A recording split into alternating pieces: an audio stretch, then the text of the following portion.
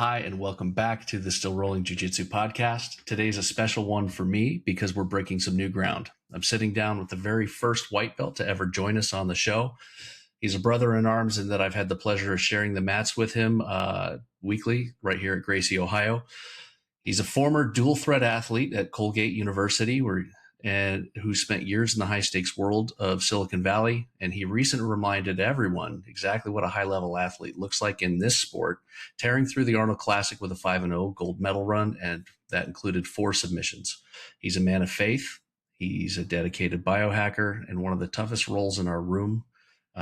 Please welcome my teammate and friend, Nat Bellamy. Welcome to the show. How are you doing, man? Hey man, doing good. It was a great time at the Arnold. I got a little injury, so I'm at least taking a week off from the mats, but Okay. yeah, it's excited to be here. So 5-0, and you made it look easy in several of your matches, which is not a surprise to me. I know you've competed at least once before. Have you competed more than that before you were with us at Gracie, Ohio?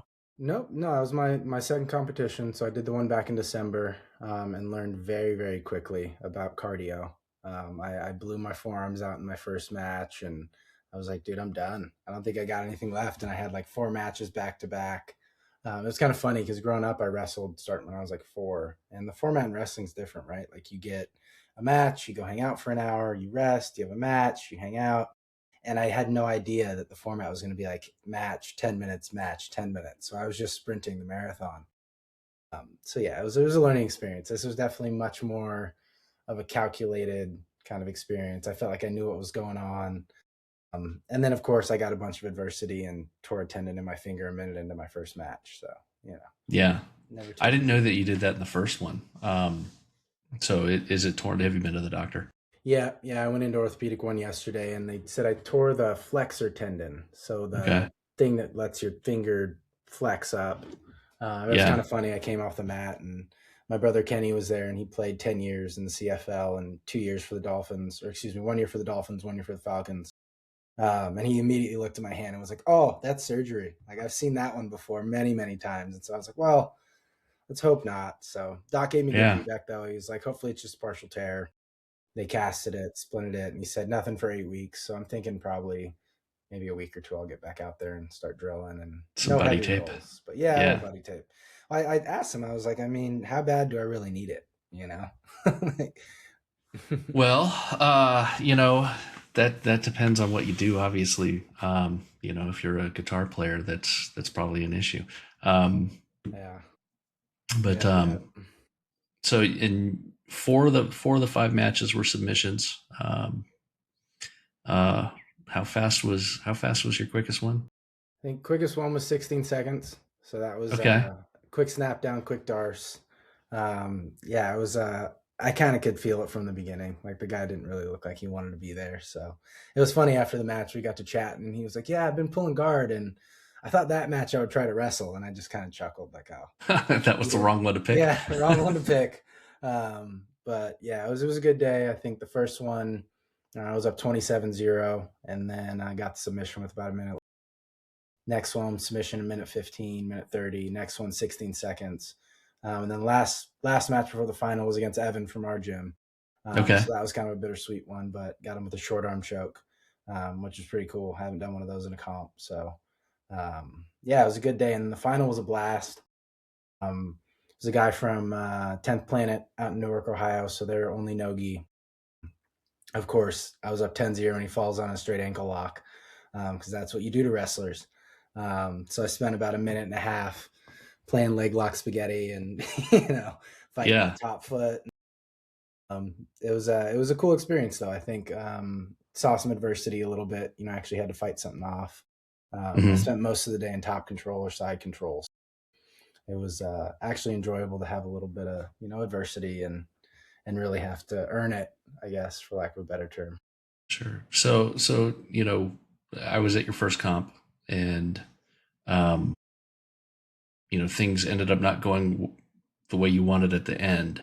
And we know that cardio was the issue, the blown out forearms. I mean, if you're listening and you've never competed, you will blow your forearms out right away in your first competition because you get that adrenaline dump and you're just death gripping everything. But what else did you learn from the first one to the second one? I mean, just preparation is key. I think, from first comp to second comp, one of the big differentiators is I had a plan. I think going into the first comp, it was just kind of like, all right, we're here. I know how to take people down.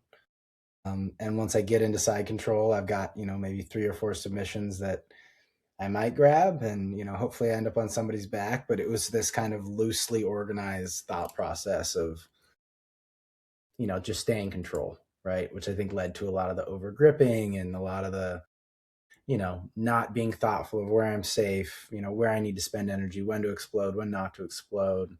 So I think the big differentiator is for sure just like spending more time on YouTube and BJJ fanatics and just sitting with the general or some of the other black belts and just talking through positions and different, just what are they thinking, right? Versus what Yeah. are they doing? I think that was the big difference for me in this one. And coming in, I knew exactly what I was going to do in every match, and just stuck to the game plan.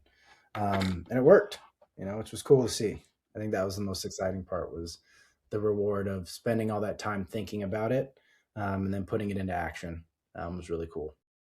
Well, having that kind of intention in where you're going to go in a competition is going to help you with your regular, day to day and week to week development as a jujitsu player when it's not competition, because you have that in your head already to be intentional with what you're working on, and that's where you can kind of fast track some growth.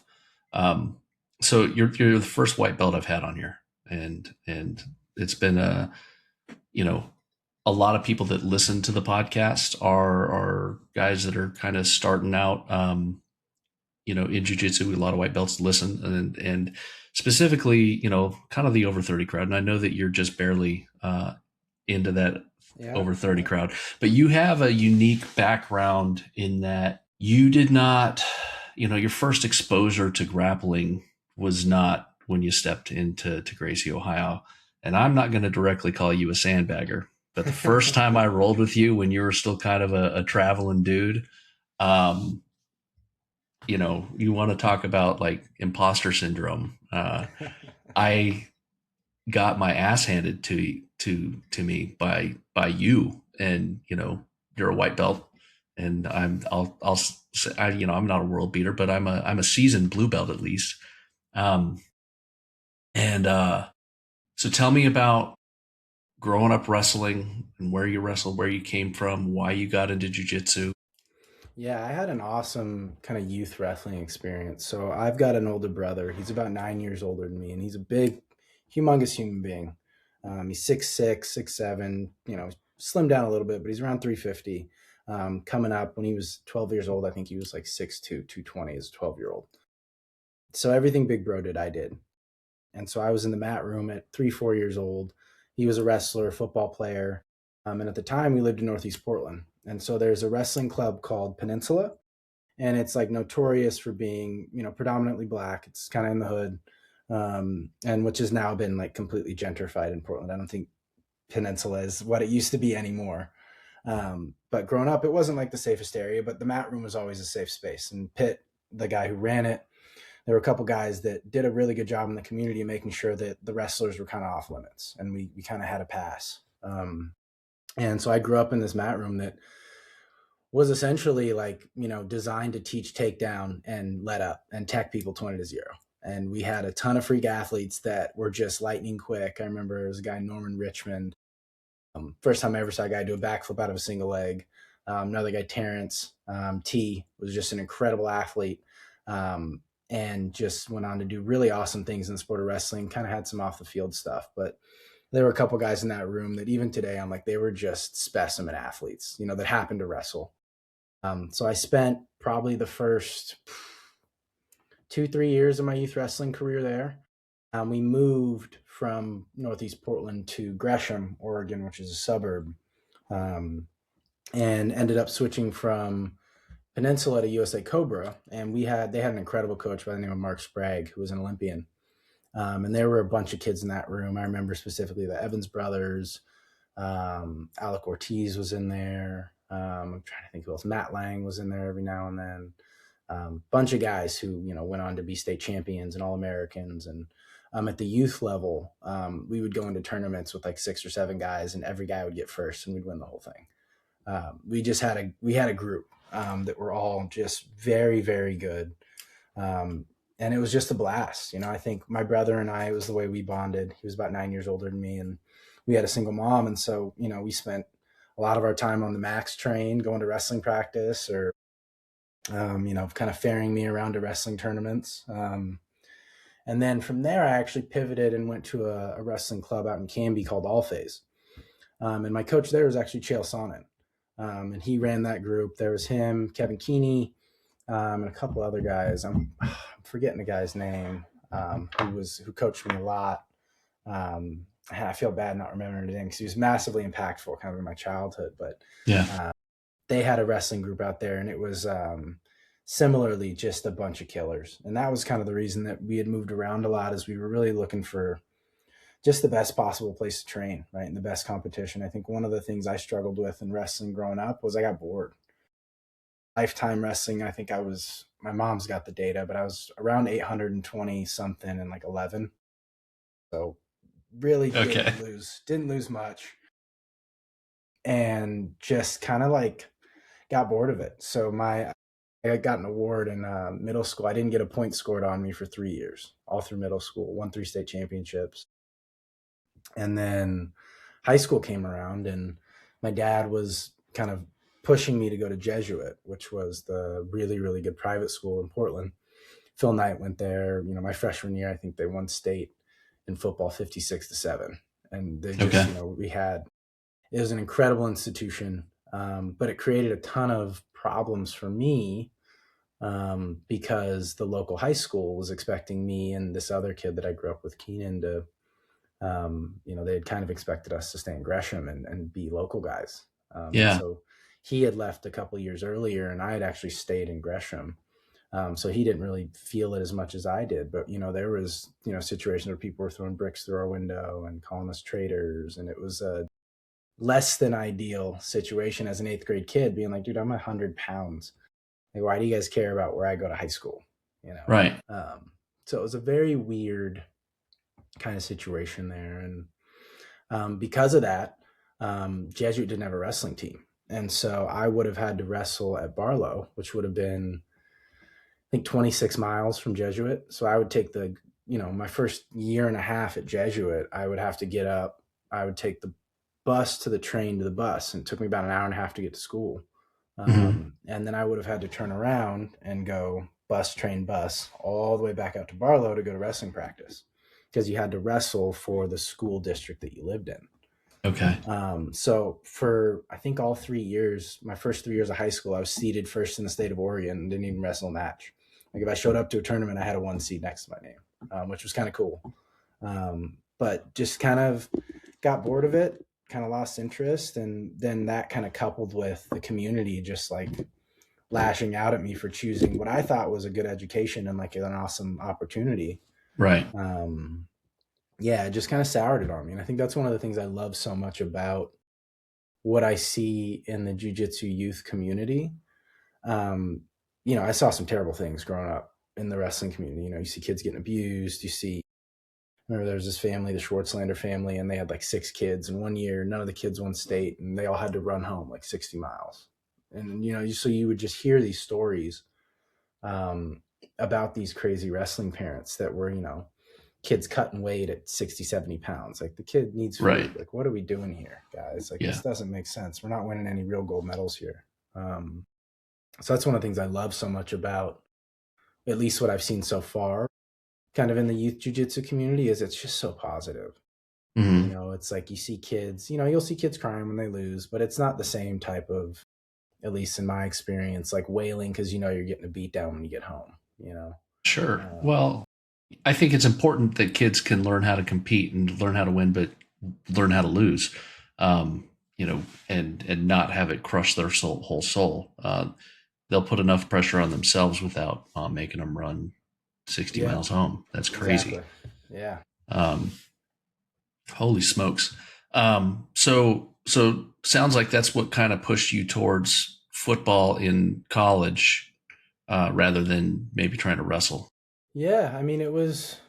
I still there's a part of me that wishes I would have stuck with it. I think Hmm. like just from a discipline standpoint, like the way that wrestling structures your life, I think is really really positive. The relationships you have in a wrestling room are different than you have in a football environment or a baseball environment because it's you've got kind of the individual sport, but then you've also got a team sport. I don't think there are many sports, where you have such a team component. You have swim teams, you have other sports where they're individual sports on a team, but it's just very different the way that you interact with your teammates in a wrestling room. You've got to make each other better. You've got to be careful with each other's bodies, but you've got to find a way to still push each other and still get better. Um, Yeah. and then when you go to the big team tournaments, difference between a tech fall and a fall and winning by X amount of points, like that builds to the whole group and the whole team. So it's interesting that way where it's like your performance does matter, and even every little detail of the performance matters, right? If you Yeah. end up pinning your guy, you're getting 6 points for your team, or I don't know what the points structure is today. I haven't followed it super closely, but I think that all human beings should wrestle or grapple. I think if everybody wrestled or grappled as a child, we'd have a lot less problems in the world. Because there's nothing like getting slammed on your face and just being like, "Wow, Right. that sucked." I didn't wrestle in high school. I played basketball, but I've been following wrestling because it's a cousin of jujitsu for a minute. I didn't understand. I had no clue as to the differences between the falls and tech falls and majors, and how the scoring in an actual meet went until I went to with RJ to an OSU meet this year, and it was a blast. If you haven't been to a major college uh, event for wrestling, that was so much better than what I would have had in my head otherwise. And then also learning all the details and the strategy of not just the scoring system, but RJ's. You went with him to one, so Mhm. they do that pregame Chalk or talk, the yeah. yeah, the chalk talk with where their coach comes up and talks about sort of the strategy that they have going into the meet and who they're going to wrestle where and who's sick and who's injured and who they think that we're going to see. So I had no idea that much went into uh, you know doing that. I just figured, hey, best guy at each weight class is going to go wrestle, and that's what it is. So that was a cool thing to see and learn more about. So you played football Yep. and you played both ways. Yep. Yep. I had a Ironman football at the collegiate level is not an easy thing to do. Yeah, it was a good time. I think one of the things before we jump into that, I moved high schools my junior year. So I moved to LA, had some kind of familial issues and stuff going on. And so I moved out when I was about 15. Moved in with one of my dad's friends on the other side of town. So it was, you've got Gresham, Portland, Beaverton, and then Hillsboro's all the way out here. So I moved about 2 hours from my house in with one of my dad's friends for about 6 months. My last kind of full season at Jesuit was my first year on varsity. Had a really good season. Got in some games. We had played a game on national television against Lake Oswego. I think it's probably my most memorable game. Their school did a blackout. We did a whiteout. There was kind of the Catholic kids versus cool kids dynamic. One of the kids brought a giant cross. They marched to the game. It was a whole. And if you've ever seen Lake Oswego High School, it's where Kevin Love went. And it's one of the wealthier areas in Portland. So they've got a collegiate level facility. Like it Yeah. is just stunning.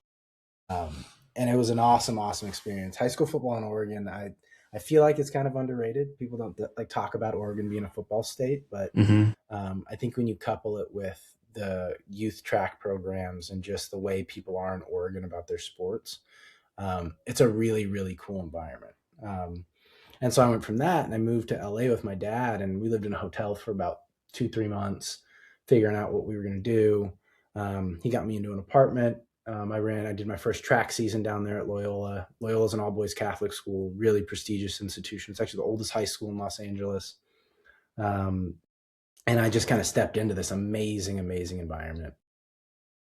Just incredibly welcoming. I've got I've still probably got, I don't know, 10 or 15 really close friends out in LA and kind of across America that I stay in touch with from those days. And I was actually just recently out there, uh, had dinner with 7 of my, close friends. And it was just, like we never left. So it was a really, really awesome experience. And that's what really springboarded me into college football. I didn't have any offers my junior year, my senior year. Put on some weight, got faster, got more athletic. Spent a bunch of time training in the summer with a guy named Ron Allen, who ran, and I'm pretty sure still runs a training group called B2G. It's all elite athletes in Southern California, kind of the who's who. And went into Loyola my senior year and had just an awesome season. It was tragic in a lot of ways. One of my good friends, Anthony Barr, he broke his ankle our senior year. He was a running back, strong safety, ended up playing for the Vikings for about a decade. Our head coach quit about 5 weeks in. It was just this like Wow. really discombobulated season. And we ended up, I think, graduating like 20 to 21 D1 football players. And I think we went like 5-7 or something like that, maybe 6-7. But we just had this collection of guys that were just incredible. Mm-hmm.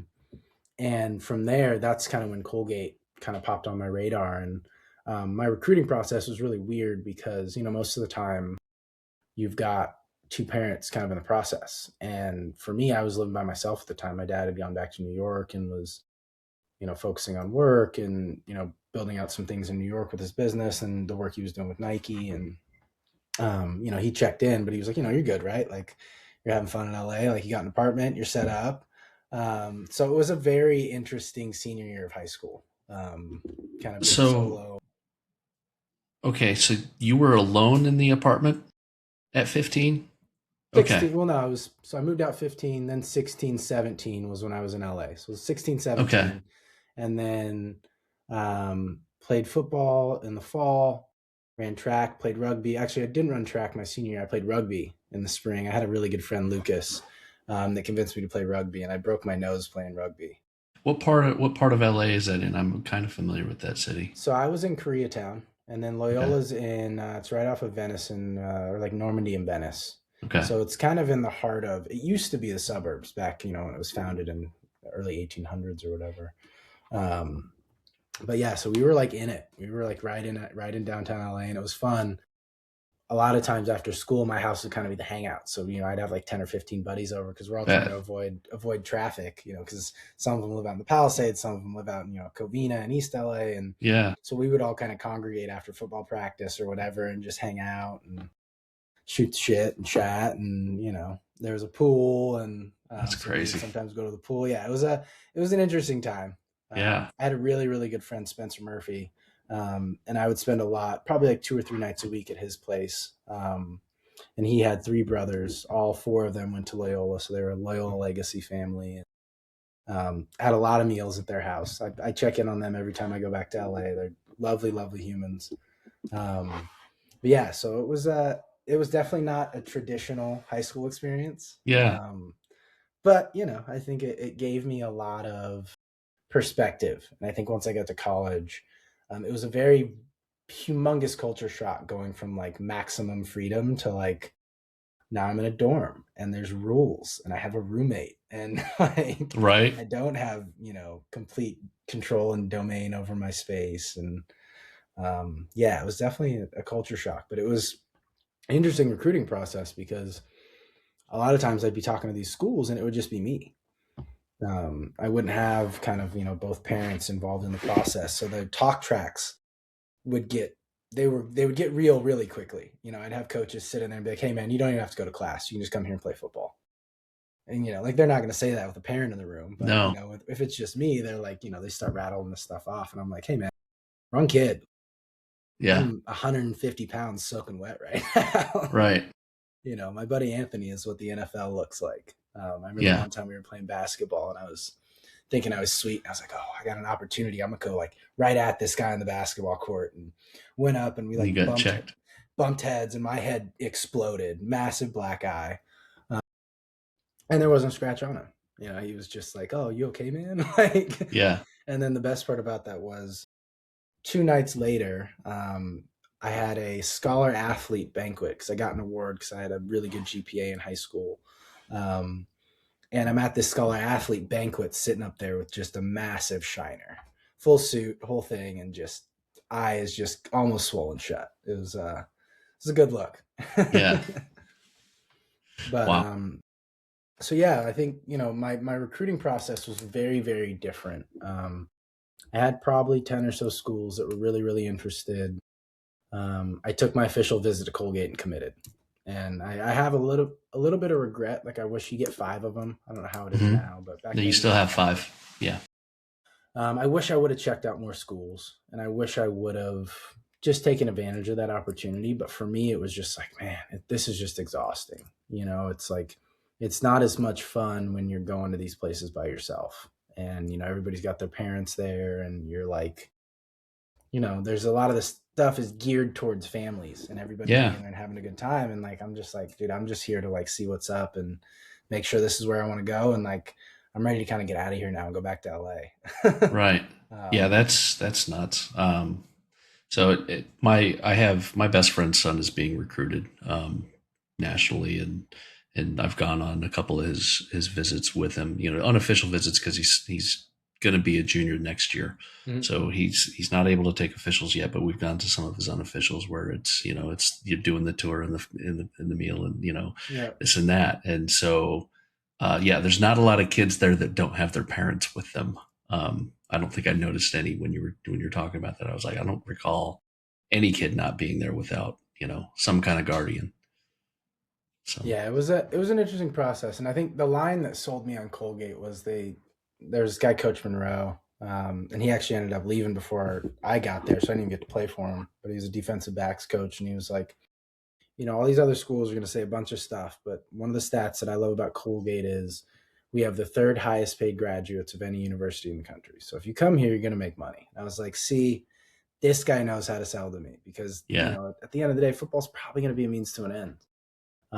And most of the time it ends violently and you get hurt and it sucks. And, you spend a lot of time figuring out what you want to do next. And so for me, I went into Colgate like I'm going to crush the academics. I didn't wear any of my football stuff to any classes. Like, and I wasn't a big assuming guy. So if I didn't really bring it up, a lot of times professors didn't even know I played football.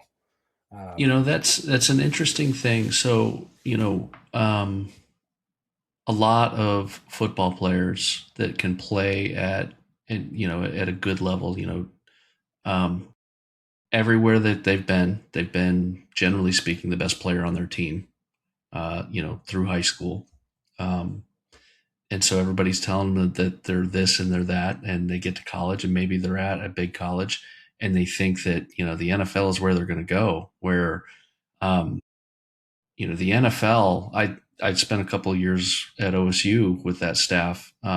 Didn't play, but everybody there could run. Everybody there was the best kid on their high school team, Yeah. and still only a handful of each of the class at a school where we were ranked number one. We went to a national championship. Only a handful of those guys had a career in the NFL that was longer than a year or two.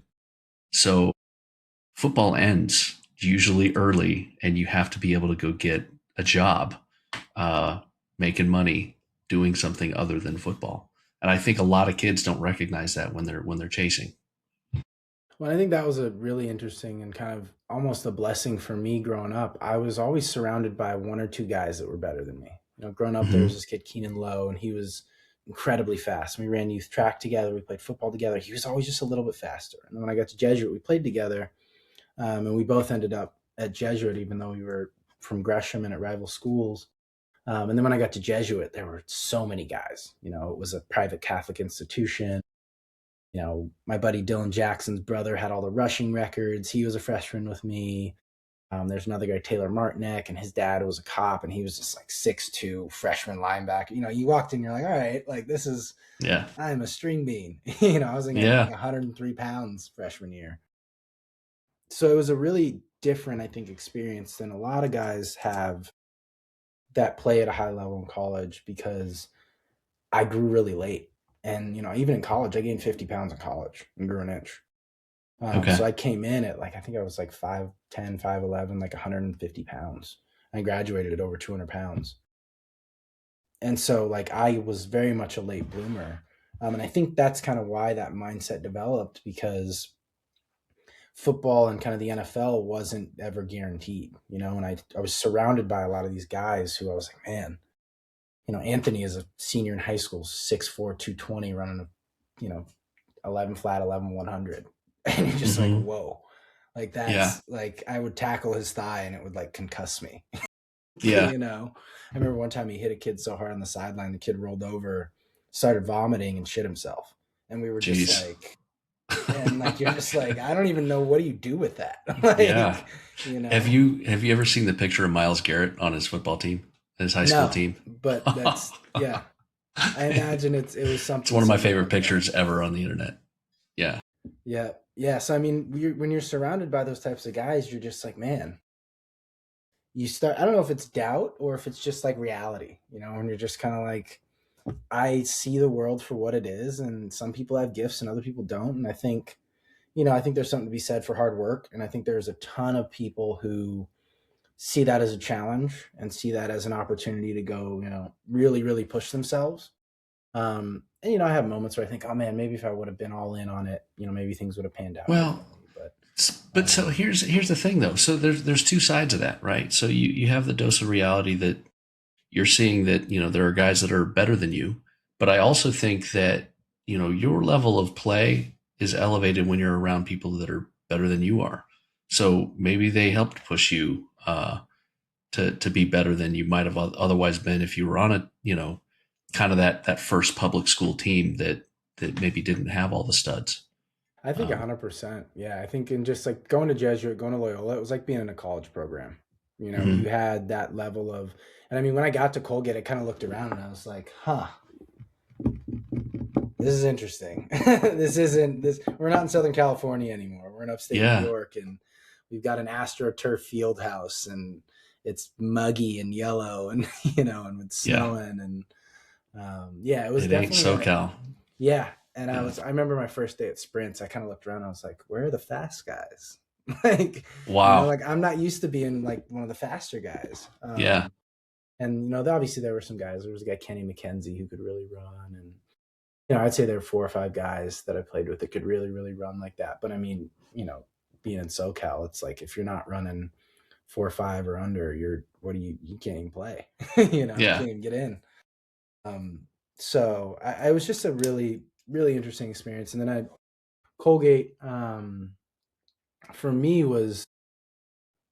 was difficult at time. I had a very difficult time in college. I think it was um, just adjusting to kind of all the rules and regulations and all the oversight, and got in some trouble off the field, and I was constantly injured, and I started as a freshman, had a really fun freshman year.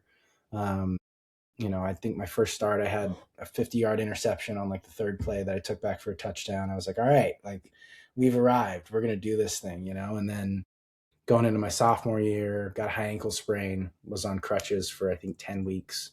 Mm. Junior year, did my other ankle, was on crutches for like 6 or 7 weeks. And then my senior year had a lung collapse that the school kind of knew about, kind of didn't know about. It was kind of a weird situation where I ended up playing with a collapse for like 2 weeks. And they didn't diagnose it. And then my other lung got pneumonia.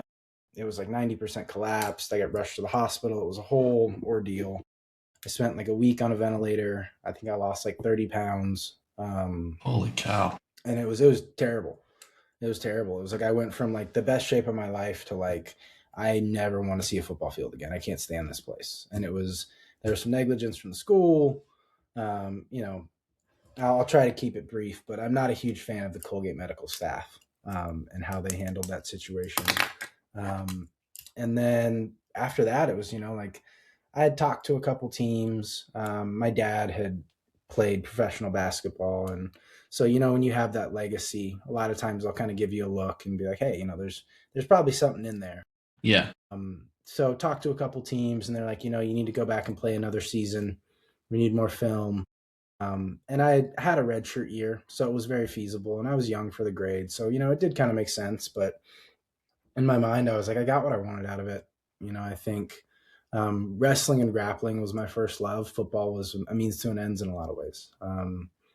And so after that, I think for a year and a half, I was like testing the waters to see if I could get fat because I'd never been fat in my life. And I got up to like 205 and I was like, all right, this is actually uncomfortable. I don't like this.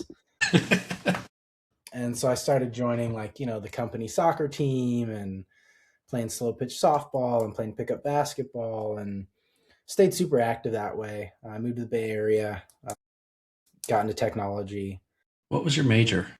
political science. Okay. So I really wanted to go to law school and get into politics when I was in college. And the more that I learned about politics, the more I realized it was just about money.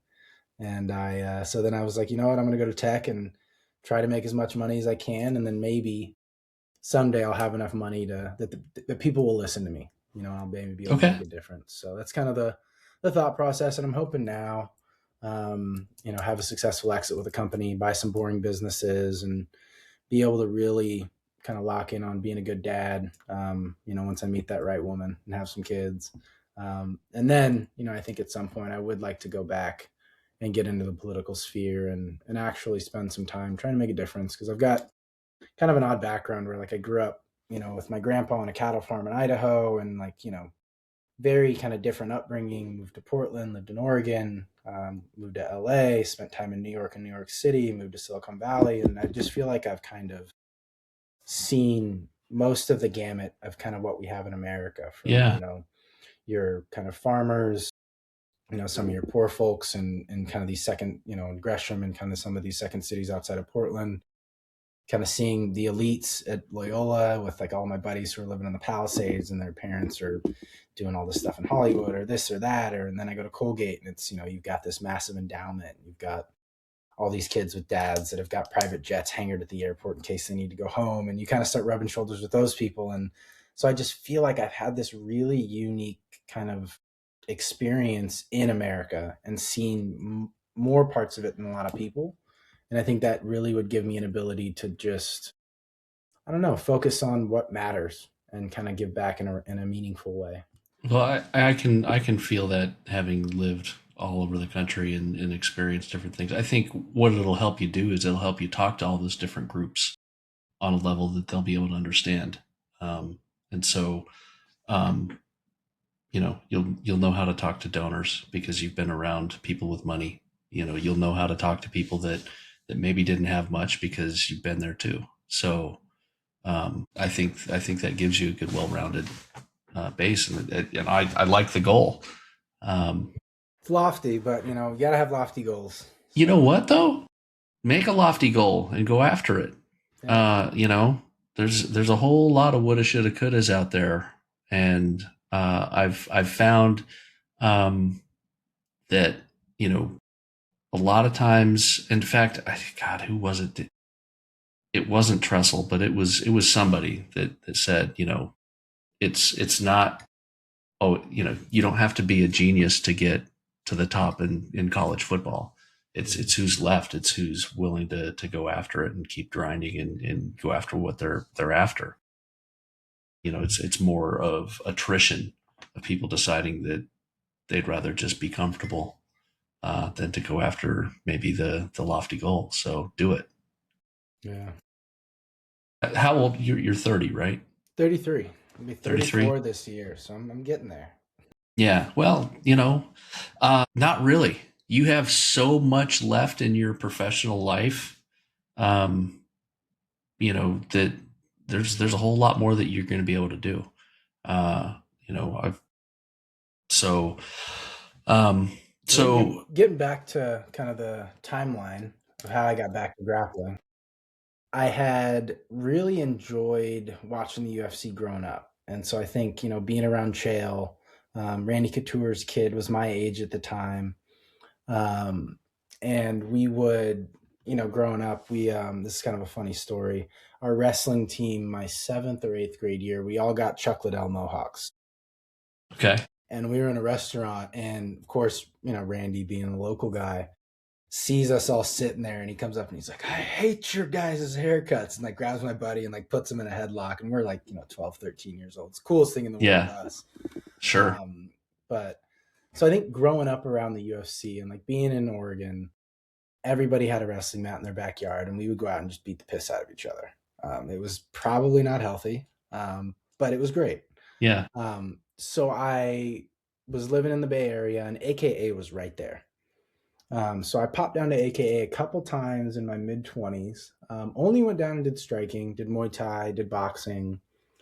And I would always like, my coach would always get on me. He'd be like, dude, pay attention. Cause I was always looking over the jiu-jitsu guys. And I was like, man, that looks like way more fun than this. Like I have no interest in beating people up. Like I've always, had good hands. I've always felt comfortable with boxing, but it's just like, didn't really do it for me. And then I moved when I was 27. I moved to Chicago, and I was in Chicago for about a year. Found a gym. I went to maybe like 3 classes. But at that point in my life, I was dating this super cool girl, and she had all these friends, and I had a Soho House membership, and I just gotten my first like big tech sales job. And Yeah.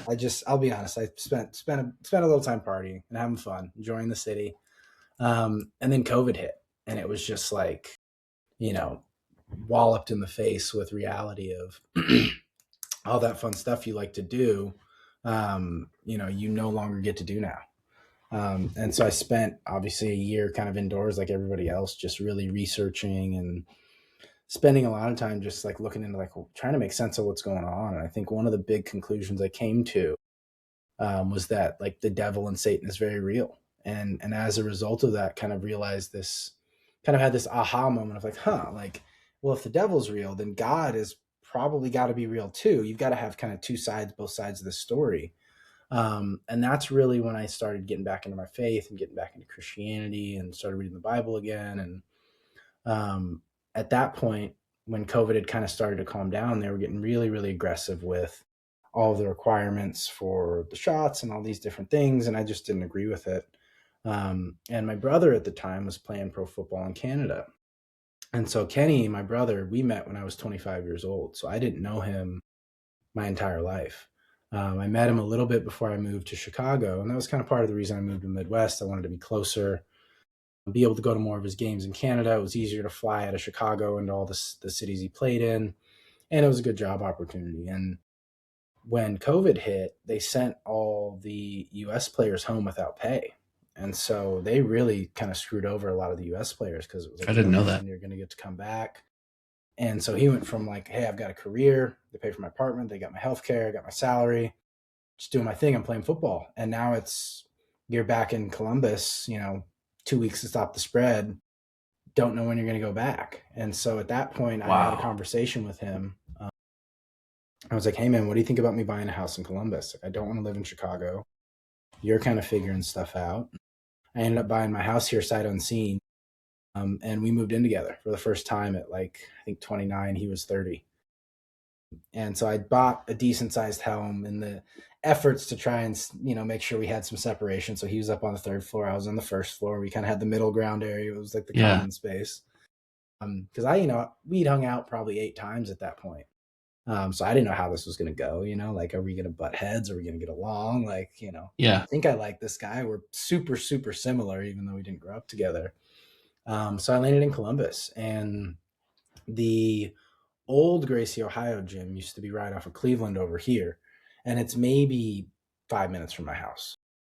And so I went in there maybe 3 years ago, probably 3 years ago now. Rolled maybe 2 or 3 times, met RJ. And RJ and I got to chatting and just kind of talking about sales and all the kind of things we were doing in our careers, and mentioned I was looking for a church. He recommended me to one church.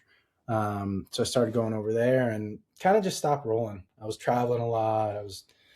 I started dating a girl that moved to Switzerland. So I went over to Switzerland for a while and did that, and really was just kind of bouncing around and traveling a ton. Every now and then RJ would text me like, hey man, we miss you at the gym. Love for you to come back. And this went on for probably 2 years. Yeah. And that's a guy that RJ is. Yeah. Yeah. And one day I was just like, you know what, man, like this guy, I need to just show up. Okay. And that was about 7 months ago. Started showing up. And the community is what kept drawing me back. Like I had a lot of friends in Columbus that, I met at bars, I met out and about. What we would do together is we get together and we drink, and that was Mm-hmm. kind of the thing. And it just wasn't super healthy. It was turning into 4 and 5 days a week. And I was just like, man, this isn't what I want to be doing. And the big turning point was actually the tournament in December for me, because I had been rolling pretty consistently. I was feeling good about it. I was, having good rolls in the gym. I was beating up on some blue belts. I was feeling strong. I was like, all right, I got this, right? This is easy. And so I took kind of a month off. I was down in Mexico. I was kind of hanging out, having fun, and then came back and was like, oh, I need like a week or two to prep for this comp. I'll be fine. And showed up and just, first match, I ended up winning, but I felt like I was done. I was like, all right, cool. I did my match. Like, I'm gonna go home now. Like, I'm gassed out. And, Yeah. It's like, no, get in the bullpen. You're going again. Yeah. Yep. And then won my second match, lost my third, won my fourth, and then I got 2 subs in those first 4 matches. So it was still, producing well, but it was ugly. And I was crawling back slow to the middle of the mat, and I was taking the huge labored breaths. And I get up to leave because I was like, all right, I did my 4 matches. I made it through. And then I hear my name over the intercom thing, and I'm like, oh, you're in the championship match. And I'm like, no, I don't want to do this. And my mom, in typical mom fashion, just looks me in the face and goes, how good are you? And I'm like, Okay. oh, all right. So I throw my gi back on. I go over that, kind of like begrudgingly walk over with my tail between my legs. And match actually goes pretty good. I end up getting a pretty slick takedown. I'm up 10-0, and they reset us in the middle. And, there's maybe 15, 16 seconds left. And I like lazily kind of sit in, and they blow the whistle, and he jumps armbar immediately. And I'm like, oh, this is not good. And so I pick the guy up. I've got him up, and I'm like, oh, that was dumb. I can't slam in this. You can't do that in jiu-jitsu. And so my mindset, I'm like, maybe I can just hold him here. And eventually I just gas and just melt and get submitted with, I think, like 7 seconds left in the final. Yeah. And lose the tournament and get second. And that was kind of the turning moment of like, all right, this is what I want to do. I never want to feel this again. And let's just go at it, And so I think for the next 3 months, I pretty much got as much into biohacking as I could. I got red light, I got a cold plunge, I've got a vibrating plate. I'm taking magnesium before bed. I'm doing protein shakes. I've got, my Rise mushroom coffee, and I'm like, I'm okay. Yeah. So it's, and it netted results. I think coming to the tournament, obviously there was some adversity with, tearing the tendon in the first match, but until the final, I felt, like I really didn't really break a huge sweat, and I wasn't ever out of breath at any point. Then in the final, I really had to call on a lot of that kind of cardio and just muscle endurance, and it was just all there. And it was a super, super rewarding feeling. But I think the journey back to the mats for me has been 18 years. Like I stopped wrestling as an 8th grader. My mom said something to me coming out of the tournament on Sunday, and it kind of chokes me up a little bit, but she was like, it's so good to see you back in a space where you're smiling like you used to smile. And I think that to me is like the really, really, all the friends, all the community, all the support and everything. But I think just being able to have something that I can dive into, that I can do for me, and that, I've also got this huge team of guys around me that are just as excited as I am to see me compete and to get out there and to train. And it's just been this humongous transition in my life. And so, I think in closing, I would say like everybody needs to get out there. It's just so healthy. I'm sure my family's probably tired of me talking about it, but all my buddies now, I'm trying to get out there on the mats, and, I'm talking to servers at the bar, or, at dinner, like, hey, you look like you'd like to do some jiu-jitsu. You used to wrestle? Yeah. Come on out. Come on down. So it's been an awesome 6-7 months. I was joking with my brother, one of my brothers that, my oldest brother that wrestled.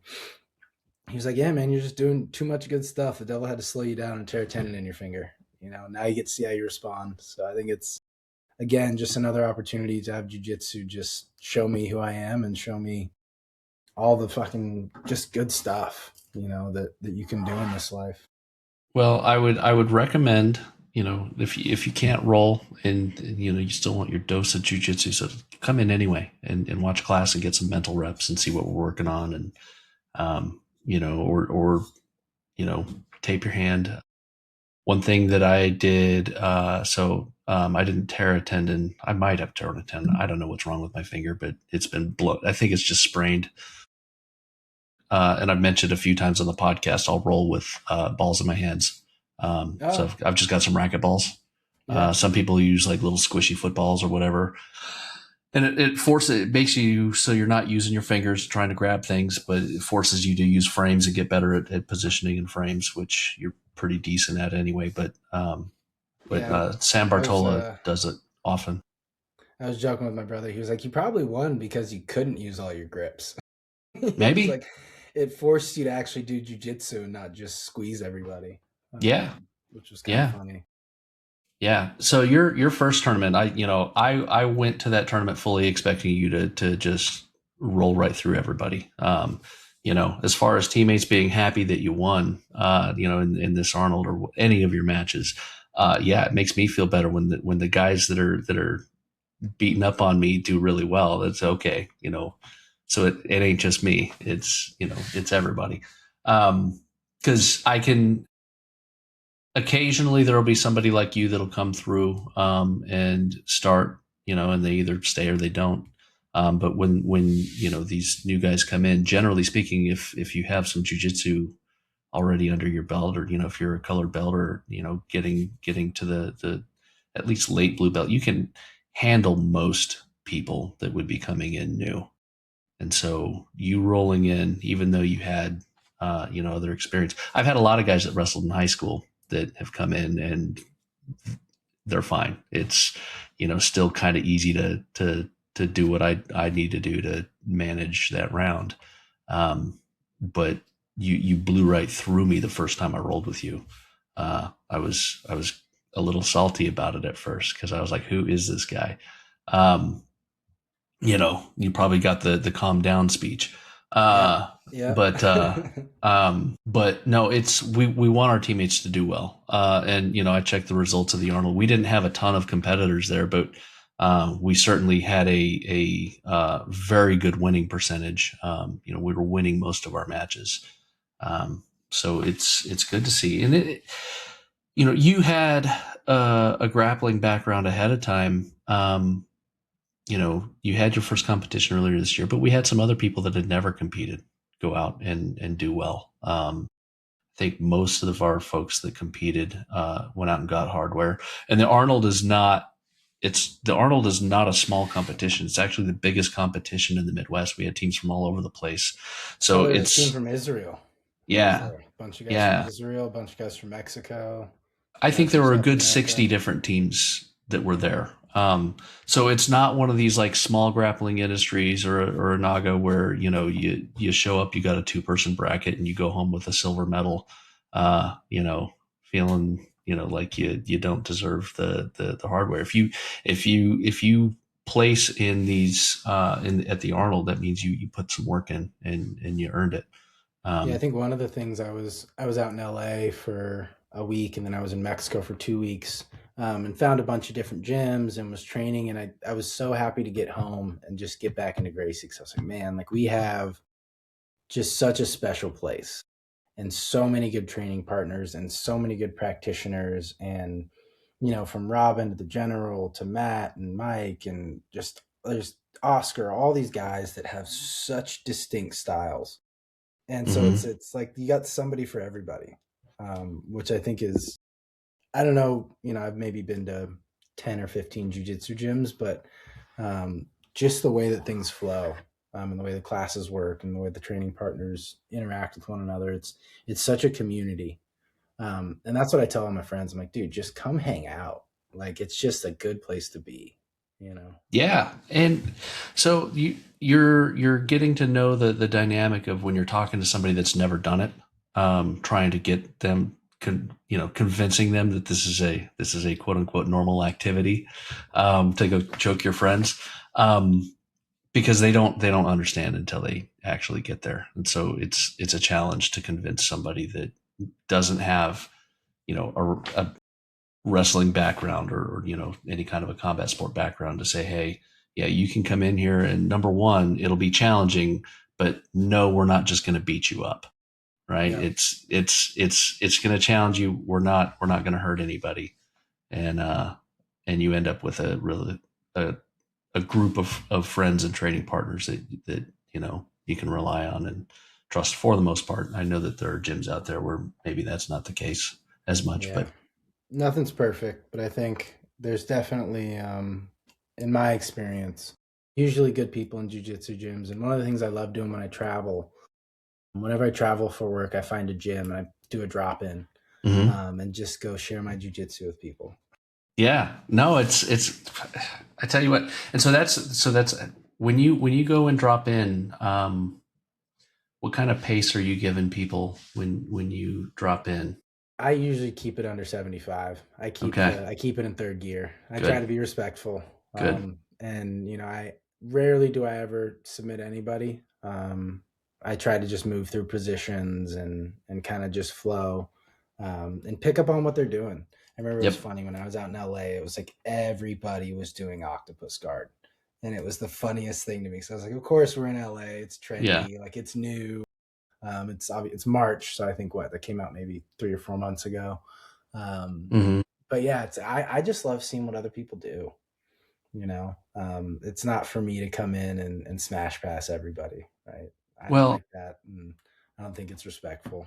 So you hit the nail on the head as far as seeing what other gyms do, because different gyms are working on totally different things all the time. It's like, you'll go to our gym. We play a good amount of closed guard, and a lot of gi and that kind of thing. And then if you go to a 10th planet, or you go somewhere where it's all no gi focused, there's a lot more open guard being played. Um, but even then, you know, open guard to one school is, they may be in a true open guard where another one's working a ton of half butterfly. Like there's so much variety in jujitsu that every time you visit somewhere else, you're gonna get bits and pieces that maybe you never seen before. yeah, one of the things I'm looking into as well. There's this guy. I think his name is Roberto Jimenez. He does these really cool 2 week jujitsu camps, and he couples them with like an alkaline diet type of I don't know if seminar is the right word, or but he basically kind of pairs alkaline diet with a jujitsu camp, and so you eat super clean all week. They set up mats on the beach in the sand, and they're doing seminars, and it just seems, I'm like, man, this is like a fun way to do jujitsu. So that's something What that's is on. what is an alkaline diet? So if you're familiar with Dr. Sebi, Nipsey Hussle talked about this a lot, but Dr. Sebi basically put forth a diet that is heavily reliant on eating alkaline rich foods, as I understand it. And basically, it's supposed to be kind of an ideal way to eat clean, but still get all the necessary nutrients you need. Um, there's a lot of, obviously, as there is with any type of healthcare biohacking thing, pushback here and there. But I think it is interesting. There's a book that Dr. Sebi wrote. I can't remember the name of it off the top of my head. We need a Jamie to Right? look this Pull it up. up, Jamie. Yeah, but it's pretty easy to find. I think if you just look up Dr. Sebi alkaline diet. Okay. Um, but there's a lot of really interesting stuff about just overall health and wellness and cancer treatment and all these different kind of common ailments that people run into, and can maybe be solved by this diet. So I think that's probably the next exciting jujitsu thing for me on the horizon, is doing one of these 2 week immersive jujitsu camps and Dude, you're going single and somewhere you don't fun. have kids. Like, Yep. this is the time if you're gonna do it, because I can tell you what, you end up having some kids. The little bit that you do train is probably all you're gonna get, because Yep. obviously you got kids, and and I'm not saying that in a negative way. I think when you're raising kids, those kids, you don't get the time back, but Yep. um, but yeah, your jujitsu is not going to be as a 2-week camp trying to convince your wife that this is where you want to spend your vacation days. Yeah. Well, that's why you got to have Good luck. the kids and the wife doing jujitsu too. Yeah, Make it a family. and my wife doesn't train, and that's okay. But if you're still single and you're dating and those things, and jujitsu is a thing that you want to be able to do a lot of, find a girl that's willing to train, and then now you have your hobby built into your relationship. I think they call that habit stacking. Okay, that. I mean, that makes sense. I haven't heard the term, but no, that's. I think it's a smart thing. There's a book called Atomic Habits. Okay, really I've heard of that. Yeah, I'm sure you've heard of it. Yeah, and there's a section about habit stacking where it's like you kind of stack habits with things you're constantly doing, and it makes it easier to do the habit. Yeah, well, I can tell you that I've been married more than once. I I made it very clear to Georgia when we were dating that jiu-jitsu is a thing that I do, and I'm not going to give that up. It's not like I said I had a crack habit and wasn't going to give that up. So, healthy activity, it's something that's important for me personally. And I basically set that boundary up front because there are some other folks out there and that are probably in some relationships that are similar to something that I experienced, where if you want to leave the house a couple nights a week to go do this thing, it's World War III. So, yeah. I've added in a new screening question of how are you going to feel when I get cauliflower ear? Okay. Yeah. That's a new one. So I've gotten mixed reviews. So we'll see. Well, maybe you won't get it. I not everybody gets it. There's some black belts out there that don't have any cauliflower ear. And there's a couple of opinions on it. Some people say some people are more prone to it, which is probably accurate. It might have been Robin talking about guys that don't have a lot of collar ear are probably just better at keeping people off of their ears, right? Better frames, better jujitsu. So be wary of the jujitsu player that doesn't have cauliflower ear. Yeah, I guess.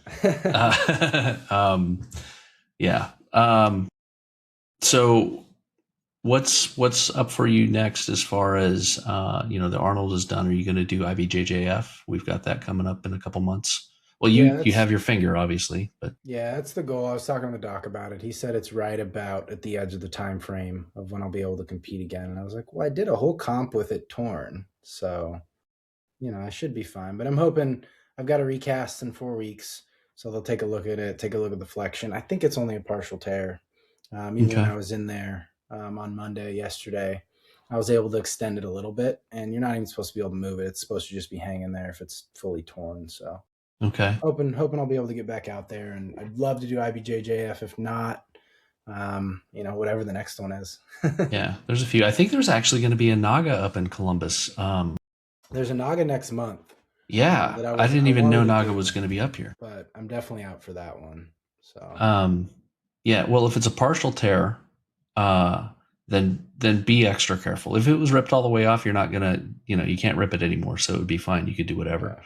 But if it's a partial one, take care of it and let it heal. Would be my medical advice, even though I'm not a doctor. That's what the doc said too. He said, if you're my family, I'd say just hang out, man. Yeah. You're not a black belt going to Worlds yet. And he's like, it's a $5 medal. Time and a place. Yeah. Yeah. So, well, good. Well, again, I appreciate, kind of the roles that I've had with you. I haven't had that many of them with you because we're on some slightly different schedules sometimes. But when I do roll with you, it's good. It's a good reminder of I can't treat every white belt the same. And there are things that I can learn from you clearly. And so, I hope to kind of wrestle some of your background, your knowledge, especially when it comes to some of the wrestling stuff. Takedowns or, jiu-jitsu guys, that's a stereotype is we're not good at takedowns, but I think if you work them, you can get good at them. So I'd love to pick your brain there. Yeah. My biggest thing that I always teach jiu-jitsu guys is a rock over step. just to get into the legs. I think that's the biggest kind of technique mechanism to get to the legs. Mm-hmm. But now it's funny. I'm getting super into the judo stuff because I'm like, all right, I Mm-hmm. know how to take people down. Now I want to throw people around. Like that looks Yeah. fun. So and so I have no wrestling background prior to jiu-jitsu, which obviously not wrestling, um, but I if I'm good at takedowns, all of my takedowns are basically judo. Hmm. I've learned more judo than I have wrestling, and I think that there's a place for both in my game. So Yeah, I mean, I think the more you know, the more you can defend, and the more you can off balance. And there's so many layers to it. I think you finally start to think you're getting the hang of something, and then you go against somebody, and you're like, man, nothing worked.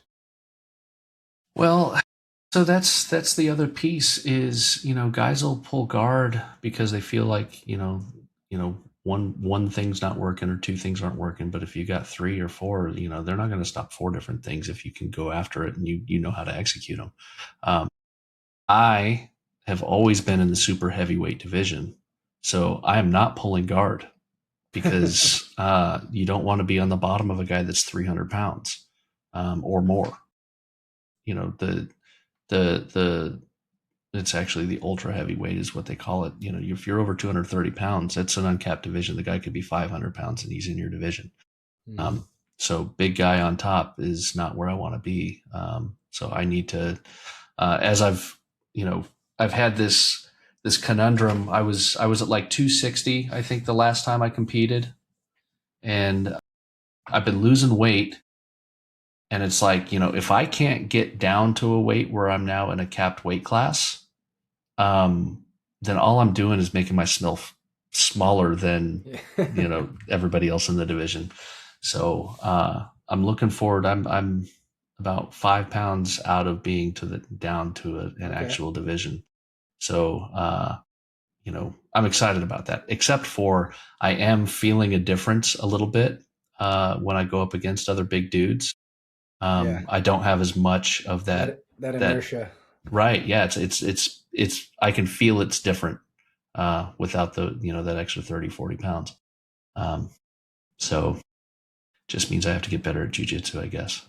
I mean, I guess. So all right. Well, Nat, thank you for joining me. Yeah. It's been we're 30 something episodes in. We're we at little over 6 months of a weekly episode. You're the first white belt, and I needed the right guy to show up, and you did. Um, I'm also eventually I'd like to get a white belt that doesn't have any background, and I'll find that person too. But I want to find the white belt without any background that'll still be here in 6 months. Um, Yeah. Hopefully so it'll be somebody I recruit. please, yeah, let me know. And then, are you got to be close to getting your blue belt, right? We'll see. I don't know. Yeah. I see. My problem was I didn't get one of the cards when I started. I just kind of started coming to classes, and so they they're Yeah. figuring it out, I think. But Okay. I don't know. We'll see. I'm excited to Well, get up there. I want to just kind of see what the comps are like. yeah. Um, and just, I love rolling with the best possible people. That's kind of where Well, my when head's I at. first started, and I'm sure that they'll figure out something, about the cards. When I first started at Gracie, Ohio. So I don't know if I've told you this, but I trained other places around the country, and then when I first came to Ohio, I started coming to Gracie, Ohio, and you go to the fundamentals class, and you have a card, and you're lining up on the wall, and the culture in that was so different from where I had come from, where like I had an ego about it, honestly. I was like, no, I've got more experience. I know how to roll live. I know how to do these, like I've got this background already. And I didn't want to be in the kiddie pool, so to speak. I Mm. wanted to just be out there training, with everybody, the blue belts and, upper belts. And and the white gi only. I didn't have a white gi. I had like four other like blue and black gis. I had no white gi. So it was like, is this? So like I was resistant to it when I first started at Gracie, Ohio, and then I figured out that I was driving past Gracie, Ohio I was driving past Chitwood to get to Gracie, Ohio. So I ended up switching gyms because it was a difference between a 5-minute drive and a 25-minute drive. And then I moved, and then Gracie, Ohio moved to the new location. And now it's actually slightly closer. And so I've made my way back to Gracie, Ohio. And I do think that my initial view of the cards and the kiddie pool, I shouldn't call it a kiddie pool, the fundamentals class, is that number one, I'm probably close to the purple belt, but I still go to the fundamentals classes every day before I go to the advanced class, because it's good to focus on damn fundamentals. Your fundamentals are what the rest of your game ends up being built on.